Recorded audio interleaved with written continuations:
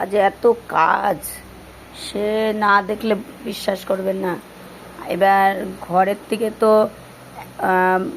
উত্তর দিকে আমার আলমারি ছিল, আর খাট ঘোরানো ছিল আমার হচ্ছে পশ্চিম দিকে মুখ করা ছিল। এবার মাথা পশ্চিম দিকে করে শুতাম। এবার সবাই বলে পশ্চিম দিকে শুতে নেই, সেই জন্যে আমি খাটকে ঘুরিয়েছি দেখুন। এবার কালকে রাত্রে সব এই কাজগুলো কমপ্লিট করেছি, পুরো কমপ্লিট করে এবার ঘুমিয়েছি অনেক রাত্রে। এবার সকালবেলায় উঠে এই যে ছেলে কেবল ঘুম থেকে উঠছে, এবার কত কাজ রয়েছে আপনারা বুঝতেই পারছেন না। কেবল শুধু জিনিসগুলো ঘুরিয়েছি, এখনও সব খাটের নিচে সব কিছু জিনিস এই যে রেখে দিয়েছি, এগুলো সব এখন গোছাতে হবে।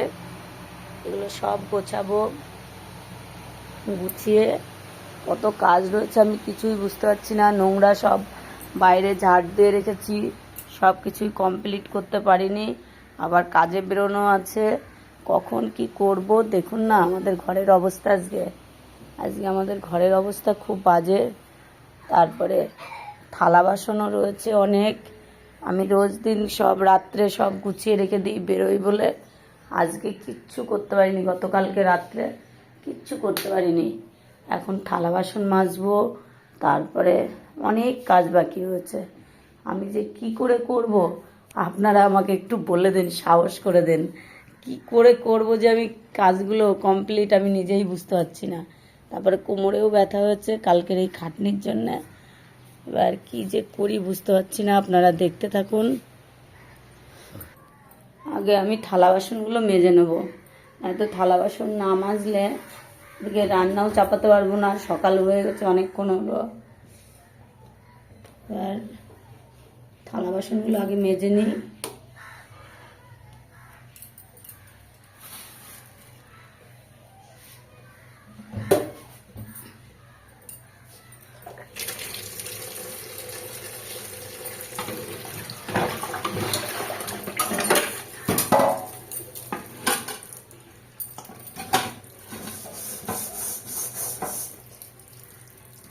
হাতে ব্যথা, তো ইউরিক অ্যাসিডের ব্যথা, হাতে জোর পাই না। কালকে একটু কড়াইটা বসিয়ে ওইদিকে ঘরে কাজ করছিলাম, কড়াইটা গিয়েছে পুড়ে।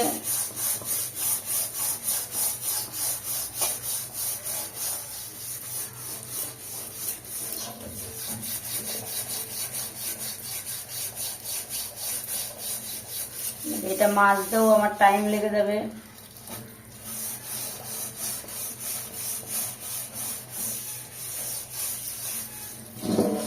তারপর আবার এত কাজ কমপ্লিট করে আমাকে আবার বাইরে বেরোতে হবে। কখন কি করবো আজকে। তারপর আবার একটা আমাদের কাস্টমার একটা তাল দিয়েছে, একটা নারকেল দিয়েছে।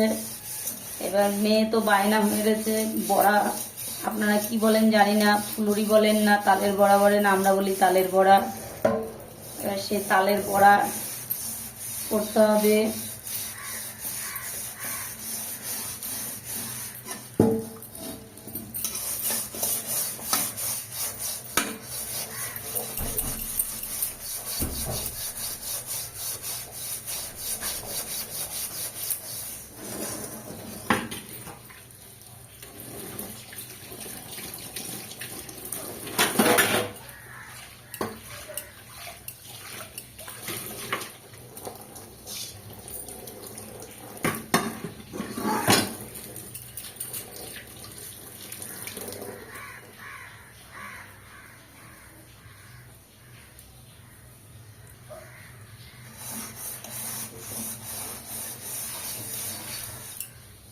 বেশি জোর দিয়ে মাজতে পারি না। কড়াইটা প্রায় মাজা হয়ে গেছে দেখুন, খুব পুড়ে গেছিল কড়াইটা।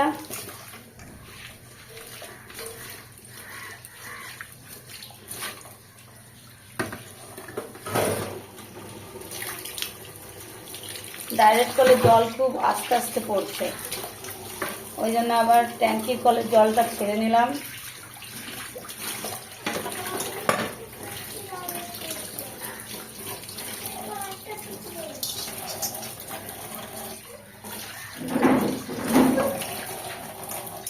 কড়াইটা মাজা কমপ্লিট হয়ে গেল।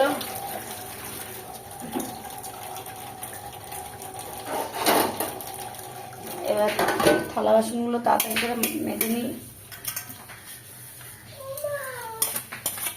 ছেলেটা ঘুম থেকে উঠে গেছে, এই যে মা করছে এখন।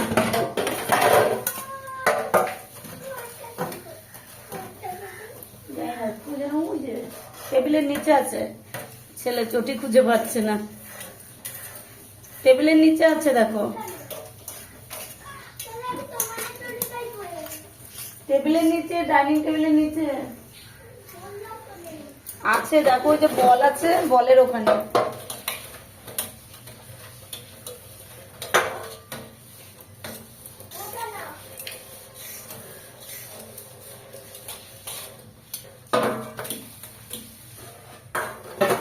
সব থেকে কি হলো, একটা আবার তাল নিয়ে এসেছি, এই তালটা, তারপর তালটা অনেক বড়।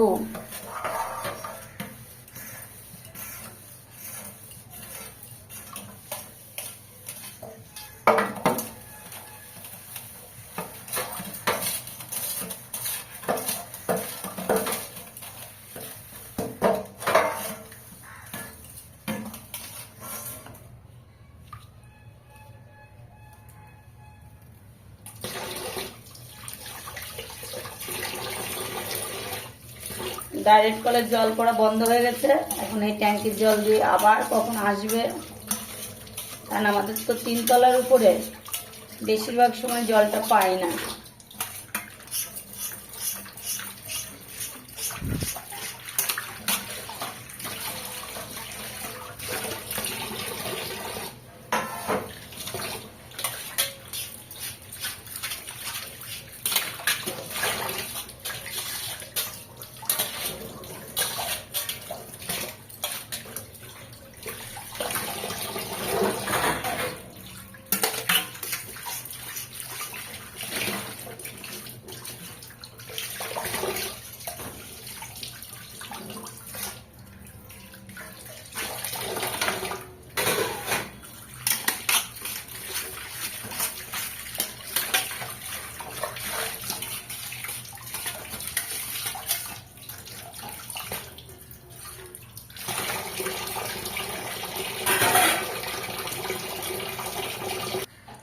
আর একটা নতুন আপনাদের টিপস দিচ্ছি, যে কোনো পিতলের জিনিস লেবু আর একটু লবণ দিয়ে যদি মাজেন পুরো পরিষ্কার হয়ে যাবে।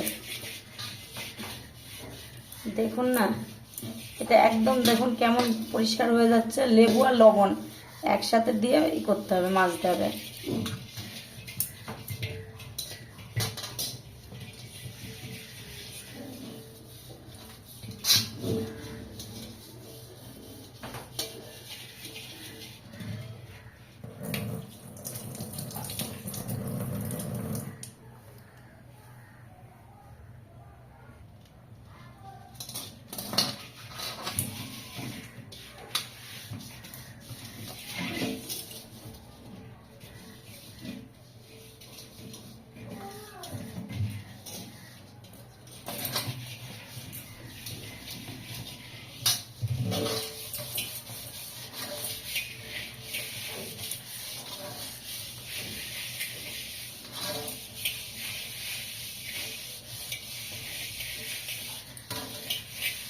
এবার এই নিচটাতে সেই কাঁসার জিনিসের যে কালো থাকে সেই জিনিসটা গালানা দিয়ে পুড়িয়ে দেয় না, সেটা। শুধু লেবুটা ঘষে নিয়েছি, তাই দেখুন ভিতরটা কিরকম কালো হয়ে গেছিলো। অনেকদিন ধরে ঘরে ছিল তো, ইউজ করা হয় না, নতুনটা পরিষ্কার হয়ে গেছে। এবার আমি এটাকে সাবান দিয়ে মেজে নেবো।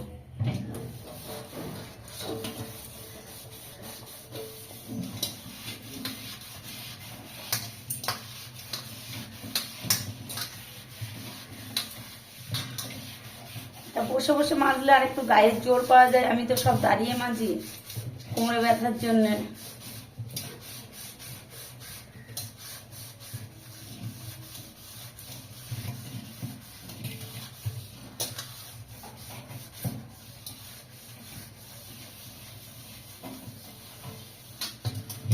থালা বাসন মাজা আমার কমপ্লিট হয়ে গেল।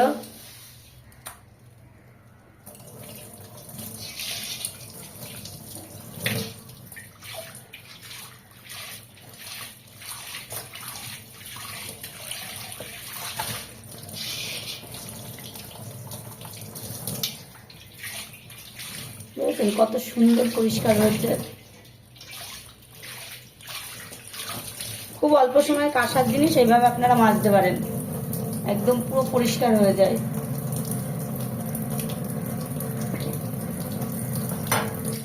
মাজা হয়ে গেছে, আর শুধু পুরো কমপ্লিট হয়ে গেছে থালা বাসন মাজা। এবার যাই, এবার তাড়াতাড়ি করে ফ্রিজ থেকে তালটা বের করি, কারণ তালটা না বের করলে প্রচুর ঠান্ডা হয়ে থাকবে। দেখুন কত বড় তাল, এত বড় তাল কে কে দেখেছেন কমেন্ট করে জানাবেন। তালটার ওজন হলো 5 কেজি, ভীষণ বড়। একটা গামলার মধ্যে আমি রেখেছি। তালটা বের করে নিলাম, কারণ আমার তো সময় লাগবে।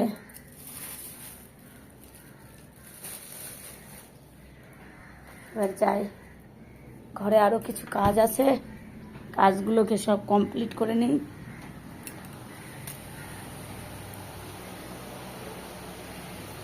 অনেক কাজ রয়েছে এখনো, আবার রান্না চাপাতে হবে।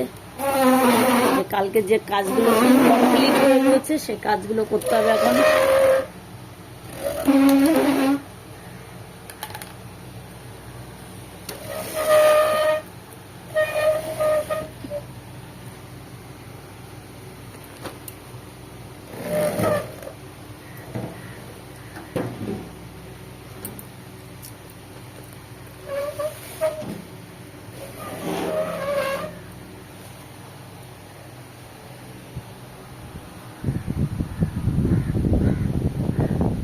প্রচুর কাজ আছে, আপনাদের সব কাজ এখন দেখাতেও পারবো না, কারণ এত কাজ কি করে করবো। কালকে একবার সারা রাত্রি করেছি, এবার সেটাই বুঝতে পারছি না। বাইরে এরকম জানালা দিয়ে রৌদ্র ঢুকছে,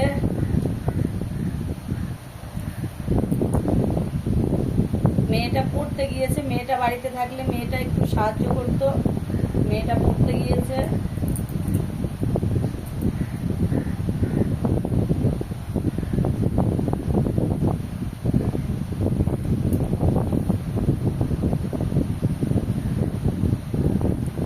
টাটা বাই বাই, আপনারা দেখুন।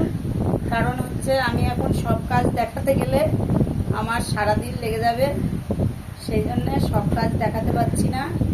অনেক কাজ বাকি রয়েছে, কারণ বুঝতেই পারছেন ঘরের জিনিস যদি এদিক থেকে ওদিকে নেওয়া হয় কত কাজ থাকে সংসারে, সেটাই বুঝতে পারছেন। তার ভিতরে আবার রান্না করা আছে,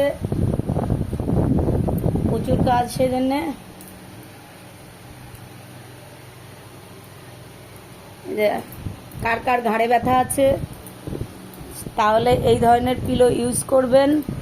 আমার স্বামীর স্পন্ডালাইসিসের জন্য ঘাড়ে ব্যথা, এই যে এই বালিশগুলো ইউজ করলে, দেখুন বালিশটা,